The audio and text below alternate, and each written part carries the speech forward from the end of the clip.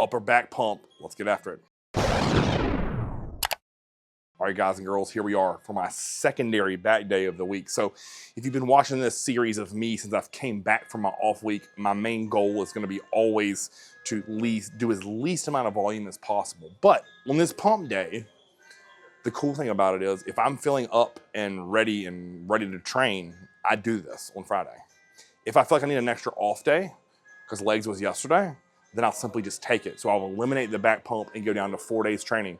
So it'll be back on day 1, chest, shoulders day 2, legs, one of the legs, either A or B, and then I'll have Friday as a pump day or an off day, and then I have arms on Saturday with calves. So that's how it sets us up. This week I feel incredible, so guess what? We're getting after it. So with this pump session, I do a little bit more volume, but if you notice, it's still a minimalist approach. Normally my pump days for back are probably somewhere falling in the 20-ish, 18 to 20-ish range, because a lot of reps and a lot of sets. But today, I'm showing you, again, this is pared down because I want to be able to build off of this when it stops yielding results. So let's get after this workout and tell you exactly why I did everything. Exercise 1 in rotation is we're going to do a straight arm pull down. Now, if you watched the video of back day 1, you notice I use a long rope attachment or a Vulcan grip, depending on what gym I'm at. Today, I wanted to use the upside down supinated Magra Pro. I don't know why this feels so good, but it just does. So again, with this, I'm just thinking about getting a good stretch and opening up my back, connecting to the lats and the lat fibers, coming down, getting a good contraction. So I'll do that for anywhere between 10 and 15 reps.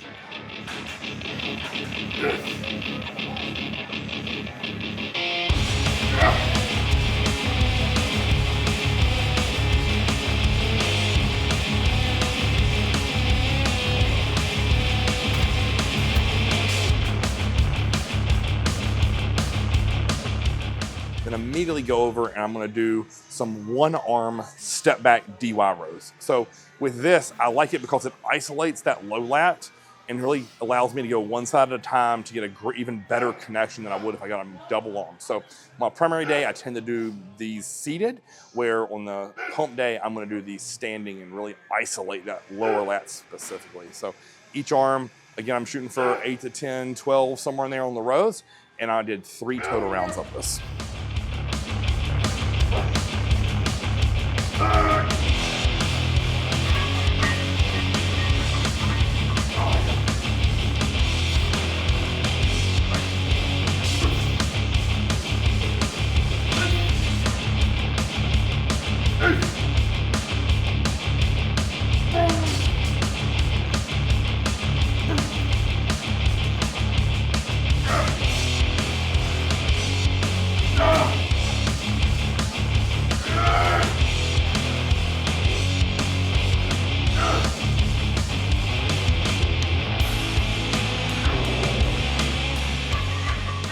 Next up is gonna be another superset. So we're doing dumbbell pullovers to really open up my back even more, as well as my shoulder rolls. So with this, it allows me to get more range of motion when I get to my pull down. So I'm doing 10 to 12 reps of the dumbbell pullover.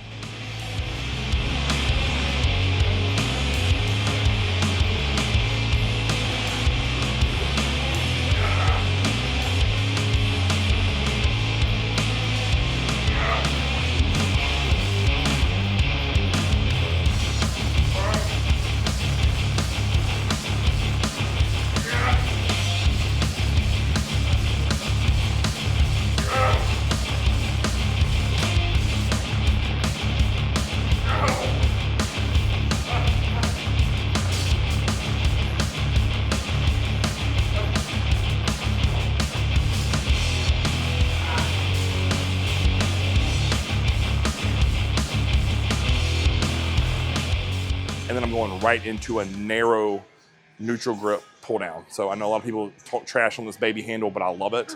If you notice my form here, I get a good stretch at the top, get a good contraction at the bottom.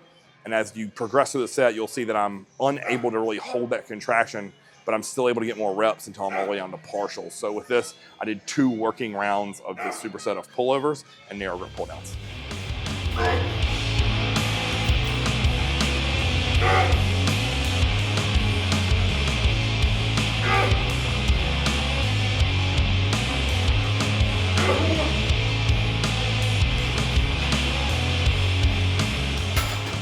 Singular exercise next, and this is going to be the mag wide grip.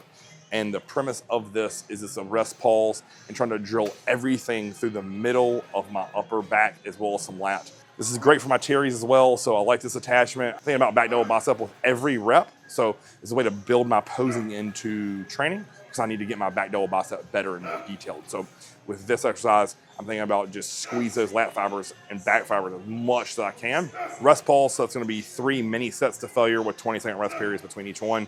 Chaz timed those for me, and when he said go, I just went, and again, go to failure on all 3 mini sets.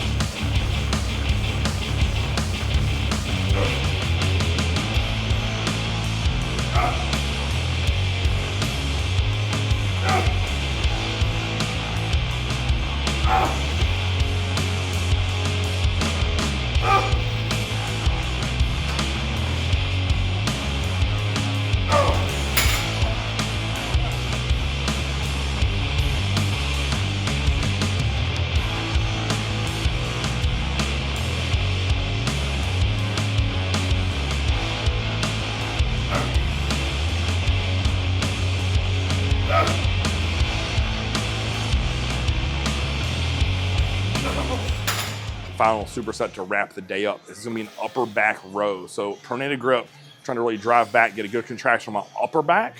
And I'm gonna do anywhere between 10 and 15 reps here. Again, this is just thinking about drilling and getting all that. What I like to think about is like just all that upper back muscle working in unison and getting a good contraction. Now, even my rear delts here will take a little bit of extra work. So you know my opinions on that. You can never have too big of rear delts.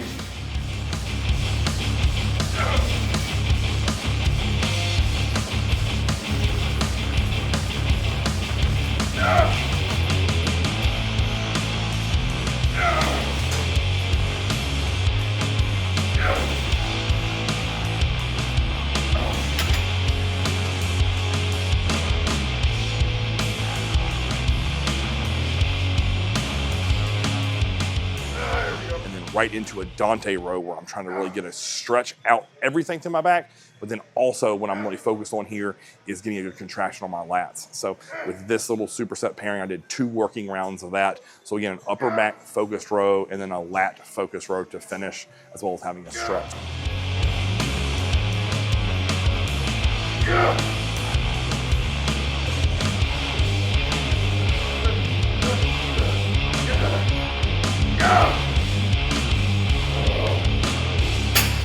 All that took roughly 45 minutes. Felt incredible. Pump was huge, and I was done. I knew I didn't need one singular more set or rep. So that's my back pump day, guys. Follow along, like, share, subscribe. If you notice this trend here of just paring my volume down so I have something to build towards once I reach a stalling point. So again, it isn't the only way to progress in this world of training is through progressive overload, meaning heavier weights. Now, do I want heavier weights? Of course. But we can also progress in terms of the volume and the amount of volume we can do in a given amount of time. So it's a different way to think about training, and that's how I'm going to try to do it this beginning portion of this phase of my off season before we'll see me hopefully step into a prep come January. So until next time, like, share, subscribe. Until next time, Chris on the CB.